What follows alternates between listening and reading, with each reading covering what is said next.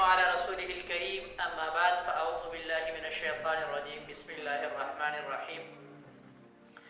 إنا أوحينا إليك كما أوحينا إلى نوح.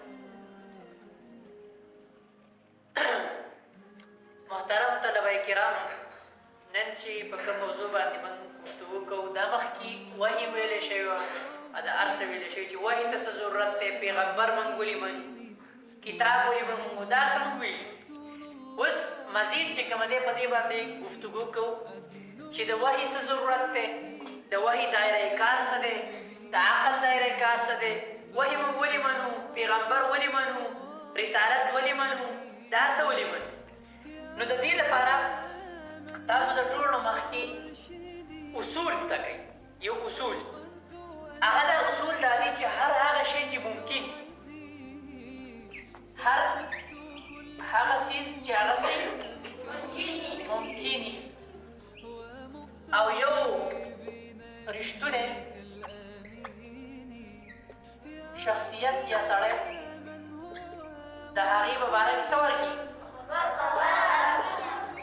باره کې خبر ورکړي، نو هغه منل څه دي؟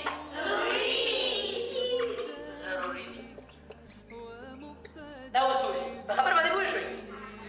اوس ګورئ، د هر شیز یو خپل دایره کار. وحي موږ ولې منو، رسالت ولې منو، پیغمبر ولې منو؟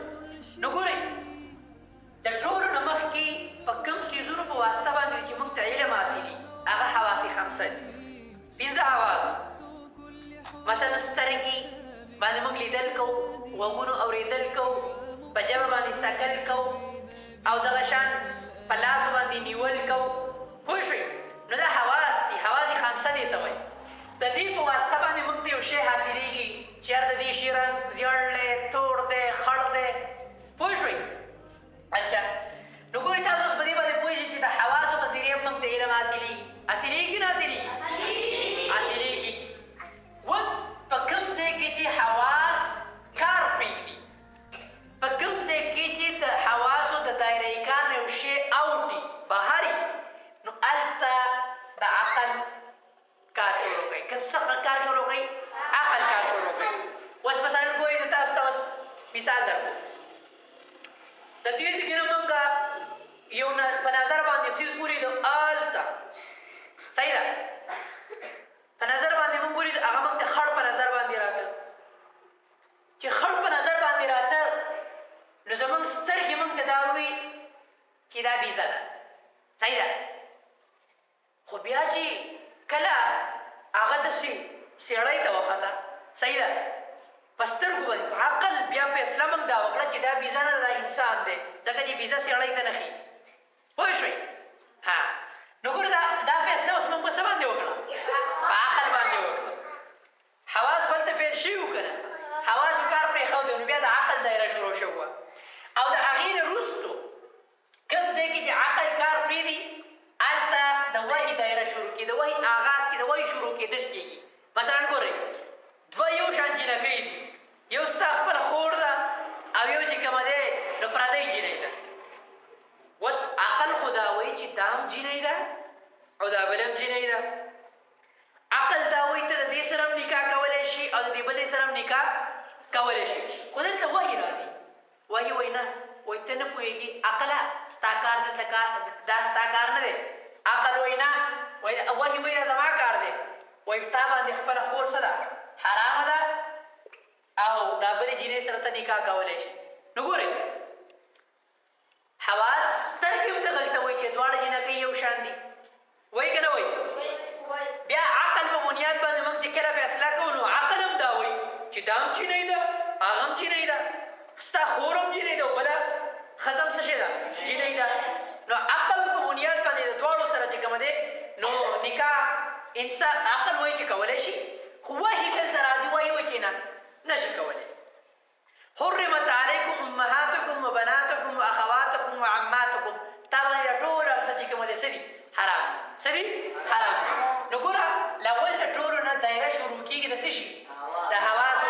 بیا دایره شروع کېږي څه شي، بیا دایره شروع کېږي څه شي، د وحي. اوس موږ پیغمبر ولې منو چې پیغمبر منو به یې؟ نو ګورئ، بعض سیزونه داسې دي چې په هلته موږ فیصله کوو په حواسو باندې.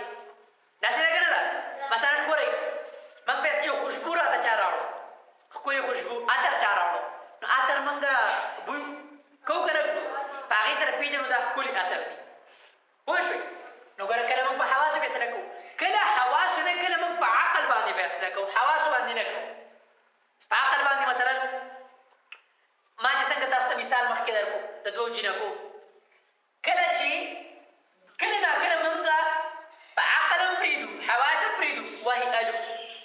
ما تاسو ته مثال درکړو چې عقل خو دا وایي چې دا دواړه جینکۍ یو شان دي، په عمر کې هم یو شان دي، په ښایست کې هم یو شان دي، دواړه جینکۍ دي، د دواړو د جینکۍ هم وایي د یو څه بیا نکاح کول صحیح دي او د بل څه صحیح ولې نه دي. نو دلته عقل کار پرېږدي. عقل څه کوي؟ کار پرېږدي. بیا د څه کار شروع کړي؟ د وایي. نو اوس ګورئ زه تاسو ته د دایرې په دایره باندې سمجاوم، د هر یو خپلې دایرې دي تاسو ته په سمجھ کې راشي. ګورئ د حواسو هم یو دایره ده، صحیح ده؟ دا د حواسو دایره شوه. حواس په دې کې کار کوي. حواس په دې کې څه کوي؟ کار کوي. حواس دویمه دا چې کله دلته حواس کار پرېږدي نو د دې نه د عقل دایره شروع کېږي. پوه شوئ؟ بیا د ټولو نه غټه دایره دا د وحي دایره ده. د څه شي دایره ده؟ د وحي.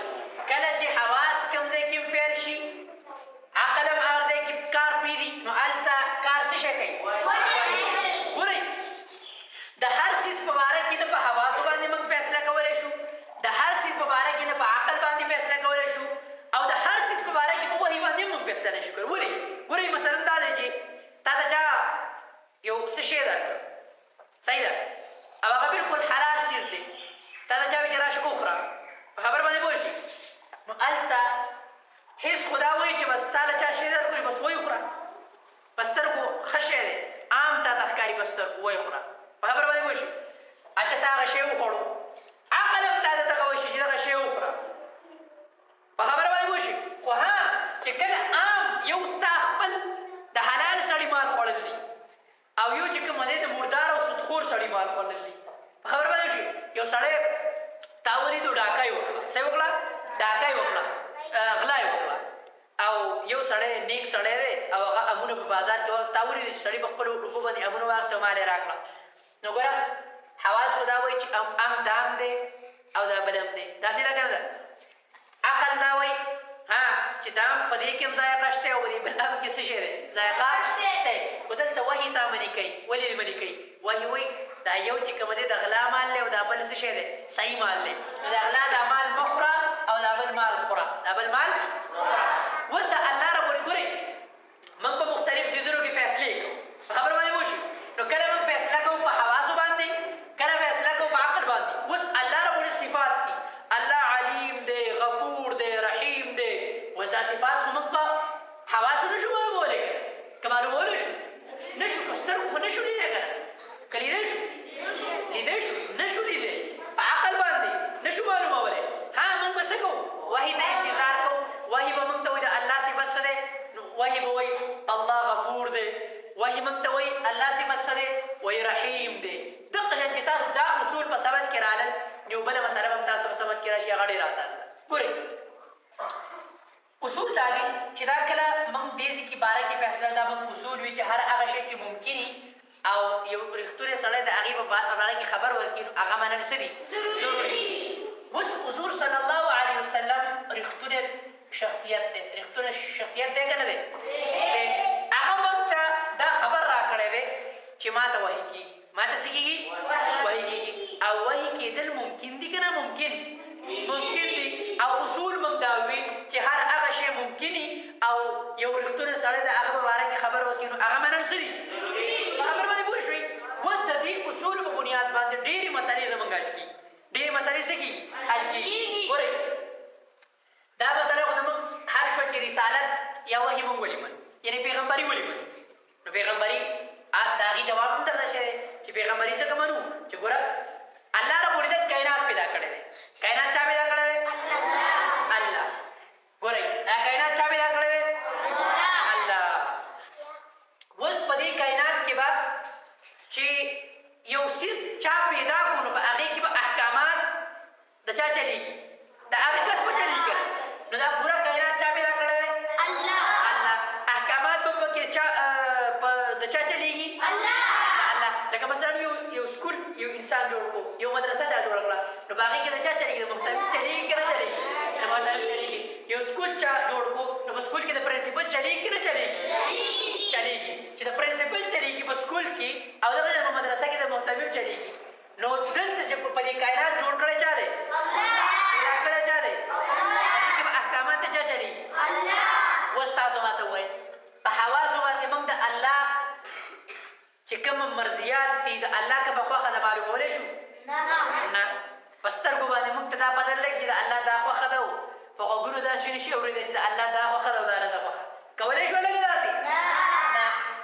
حس خو دلته فعل شو حواس فعل شو عقل ته راشه د عقل په بنیاد باندې موږ د الله چې کومه رضامندي ده معلومولی شو نه پوه شوئ چې نه شو معلومولی عقل خو دا وایي چې په کوم شي کې مزه ده جو هغه کوه که نه لګه داسې وایي عقل موږ ته مثلا زنا ده نو په زنا کې څه شی ده ګناه ده خو مزه پکې هم ده په خبر باندې پوه شي نو د دې وجې نه عقل خو موږ ته دا وایي ته زنا هم کولی شي خو دلته موږ د الله رضامندي به څنګه معلومو